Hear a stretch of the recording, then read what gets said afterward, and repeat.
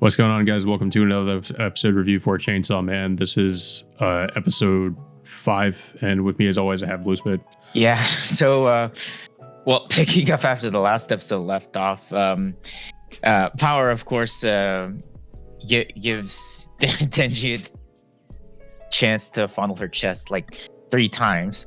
Although the first time is a bit debatable, considering that he was just touching, just breast pads that first time, and he just did it again two more times, and then it gets to the point where he realizes that it wasn't what it really was cracked up to be, according to Denji, I guess.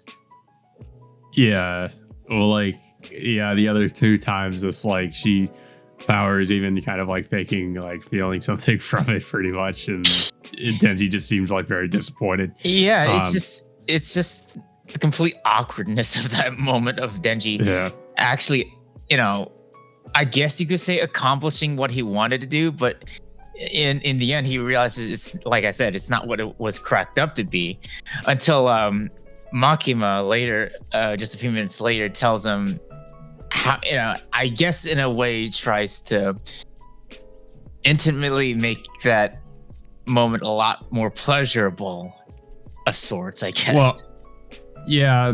Well, and this is also another way in which she basically is, I would say, like, using sex to manipulate Denji. Like, that to me is like the whole point of this, is that she's just trying to, get Denji to do whatever she wants by promising him things, and Denji thinks he's going to eventually get sex out of it if she does what she asks. That's pretty much like what the scene was about. But I do like the way that, I will again have to compliment the animation, because even little scenes like this where it's not a fight scene, I'm really impressed with the way it was done. I don't know how exactly they're doing this, but all the movement and everything, it looks very realistic and fluid. I'm not sure if they're using some kind of mocap or something like that, or if there's just maybe more keyframes of animation or something. I don't know exactly how it works, but it's likely it's more keyframes of animation when they were doing this. Because even little details like her lip movements, or whenever she Denji touches her or something, it looks like there's just it's just the amount of detail in those scenes or in this scene in particular is just pretty crazy. Even if they come out with a Blu-ray release, I can't imagine what could even be fixed here, because I feel like everything looks just really good. So I don't know, I was really impressed by that. Yeah, it's just the level of detail in this compared to Jujutsu Kaisen and Attack on Titan. It's on a whole another level of quality. So Makima, I guess, I would say she coerces Denji into doing something for her, which is I guess going after the gun devil. Now we pretty much get the whole backstory of how supposedly how this gun devil appeared somewhere in America 13 years prior to the show. And then we also get a bit of a flashback backstory of Aki, of what happened to his family. Well, we get explained by Makima how powerful the gun devil is, because she says that within 5 minutes, I forget the exact number, but millions of people were wiped out. Okay, so she says it's let me look at this again. She said it's 1.2 million people. She said 1.2 million people have died within a span of, I think she said 5 minutes. Yeah. Well, they kind of gloss over this in this anime, but the manga actually gives you the exact number of how many people have actually died throughout the entire world. What was it? Yeah, it just kind of reinforces how big of a threat the gun devil is. Yeah, it's you get casualty numbers from China, the Soviet Union, Mexico, the U.S., Canada, and all that stuff. and you Also, get, a bit of an important plot point as well. Speaking of Soviet Union, yeah, they're still around in Chainsaw Man world. yeah. Because that will come up later. I'll Mhm. just say that.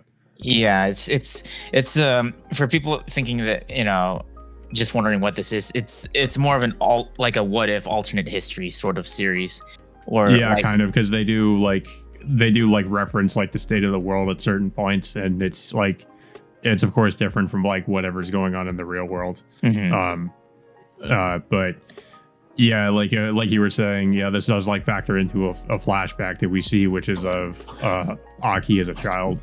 And he was, I guess his brother was like sickly or something, so he was like in bed most of the time. And Aki like wanted to go out and play catch, and his brother decided to like go and join him. So they like end up like having the snowball fight, and then Aki wants to go play like catch with a baseball. So his brother goes back to get another baseball glove, and of course, like not long after he goes back into the house, we see his house literally get blown away by the gun devil. And this kind of explains like why Aki is the way he is, and like why he's so determined. Because of his, because he did mention his family was killed by a devil. And of course we see, it was the gun devil. Yeah, I mean, I haven't read that far into the manga, but like, yeah, I'm just curious, like, of what the gun devil can really do, because it's not what I really expected from It seems like, like in a it. way, like the gun devil just causes these natural disasters or something almost. Like Yeah, it's like he goes through a place and just destroys everything in his path. yeah, and of course, Makima, like I said, she coerces Denji into trying to find this gun devil, in order to pretty much, she'll do anything he wants her to do if he somehow accomplishes this mission to, I guess, defeating the gun devil of sorts. And then of course she details and like how you can find the gun devil. Supposedly you have to find parts of the gun devil, or the bullets or something like that. And I guess, like, the more pieces you find, it'll combine into one larger piece, and it'll attract the gun devil somehow. So Yeah. and then we switch back to another scene in which we see both Aki and another devil hunter. What was it, Himeno? Yeah. The one with the eye patch, yeah. And they managed to find one piece of the gun devil after defeating like this giant fish-like devil sort of thing. Then, and of course, I think there's another flashback where we see Himeno, I guess, paying respects to one of her. I guess she had like 6 partners, and she's recently paying respects to her last partner before being assigned with Aki. Yeah. Well, basically, just this is kind of showing that they have like a history together. Mm-hmm.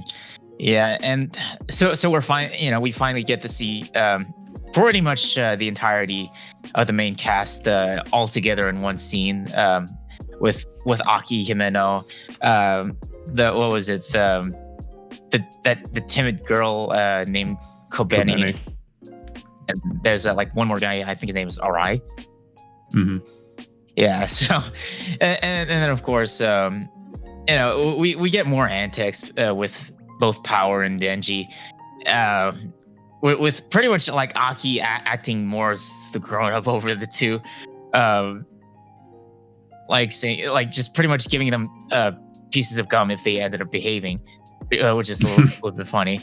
And then Himeno, who already makes a interesting impression in this episode by I guess offering herself, like, as a prize if someone were to catch the devil with the gun piece or whatever.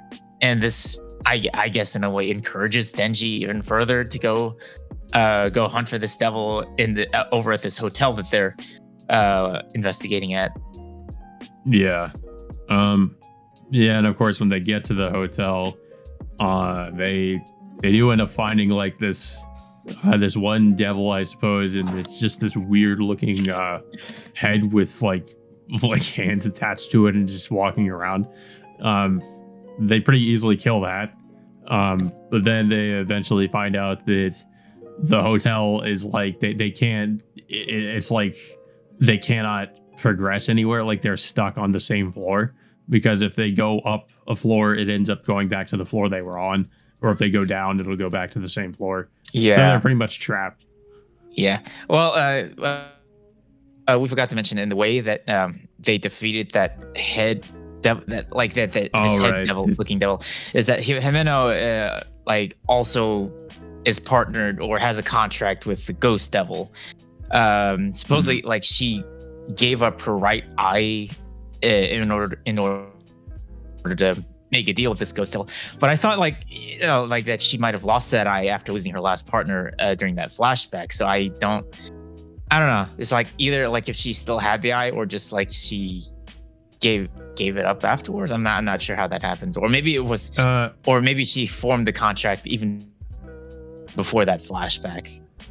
Yeah, I mean, as we know, the in order to have a contract with one of the devils, I think you need to give something up in exchange to form a contract. Yeah.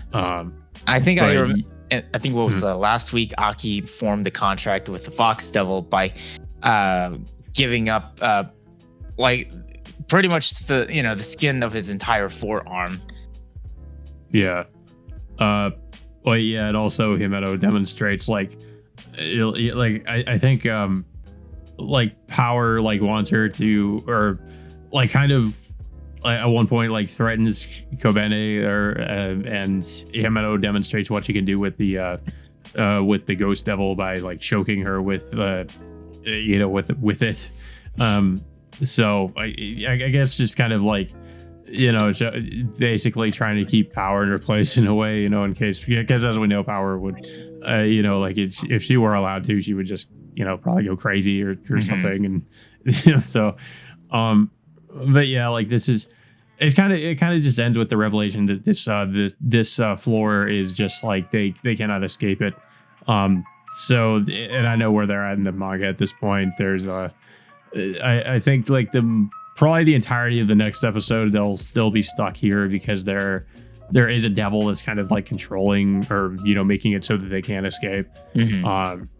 But yeah, and then of course we get a new ending, which I like the music, but yeah, it's just the ending is mostly like focused on pretty much what happened in this episode with the hotel, and then there's just a lot of I think it also references the Gun Devil somewhat, but there's just a lot of weird symbolism going on that I couldn't really comprehend. Like there's a horse for some reason.